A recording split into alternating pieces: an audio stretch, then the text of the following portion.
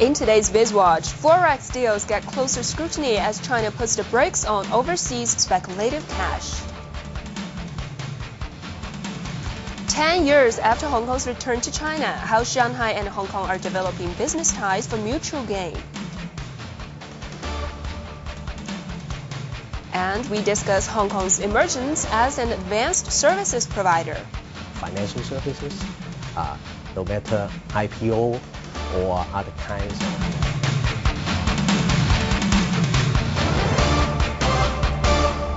Hello and welcome to this edition of BizWatch. I'm Qin Yi. Today we'll have special coverage of Hong Kong's closer links with the mainland since its return a decade ago. But first, a quick recap of major business news in China.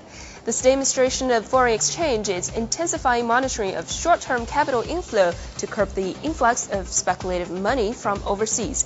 Forex inspectors are required to investigate product and trade services, external debts, and the real estate and tourism sectors. Last year, the administration penalized 19 Chinese commercial banks and 10 foreign-funded banks for violating Forex control rules. China Development Bank has issued RMB bonds worth 5 billion yuan in Hong Kong. This is the first Chinese currency bond to be launched outside of Chinese mainland. The 2-year bond will be open to institutional and individual investors with yields standing at 3% annually. A draft rule to facilitate the return to the domestic stock market of red chip companies, mainland firms which are registered and listed overseas, could be announced in late July or early August. The first batch of eligible red chips, such as China Mobile and Sinuk, is expected to be listed on the A-share market within the next 2 months. And still to come on BizWatch, as Shanghai and Hong Kong consolidate their business ties, how the two cities are working together to enhance their roles as global economic hubs.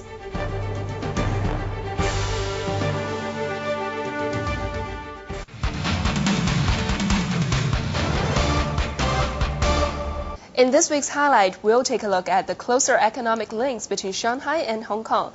We'll also hear about the development of Hong Kong's service industry.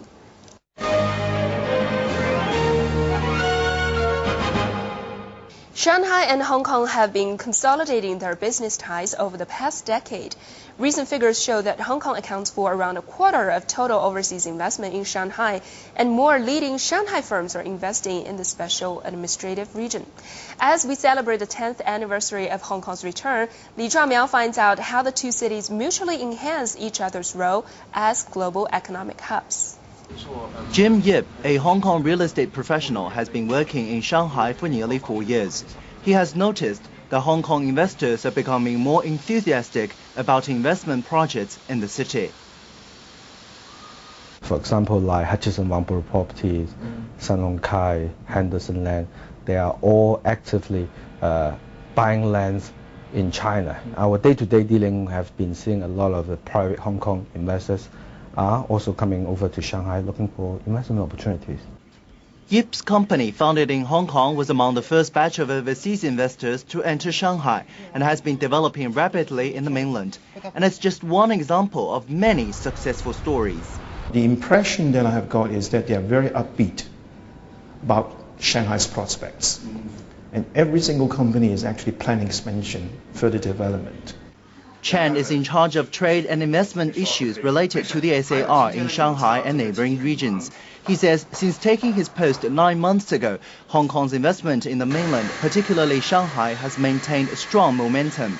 By the end of May this year, Hong Kong's direct investment projects in Shanghai exceeded 13,000, totaling more than $28.5 billion.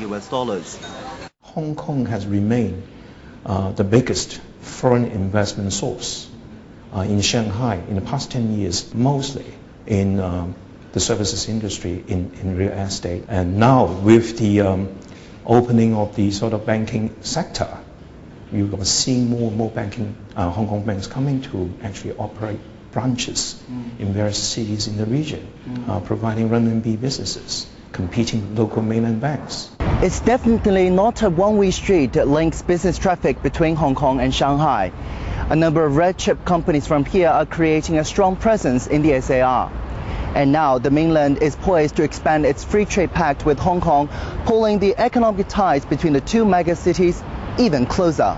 More than 90% of our GDP are service companies, but we're attracting a broad range of mainland firms. firms from transport, from financial services, of course, trading companies, brands of consumer goods are coming to Hong Kong. As a special envoy of the Hong Kong government, Gao Peng journeys frequently between Hong Kong and the mainland to help local companies set up in the SAR. He forecasts there will be more opportunities for domestic companies in the future. I think we're going to see mainland companies playing even more of a dominant role in Hong Kong's economy. And I think Hong Kong will remain as a great source of finance for those companies and as a great command and control center for managing those activities internationally. The mainland signed the first CEPA agreements with Hong Kong in 2003. Since then, Shanghai's investment projects in Hong Kong hit 47, totaling $170 million. And 8 Shanghai companies have been listed in Hong Kong, raising more than $3 billion. Yu Zhuangmiao for BizWatch.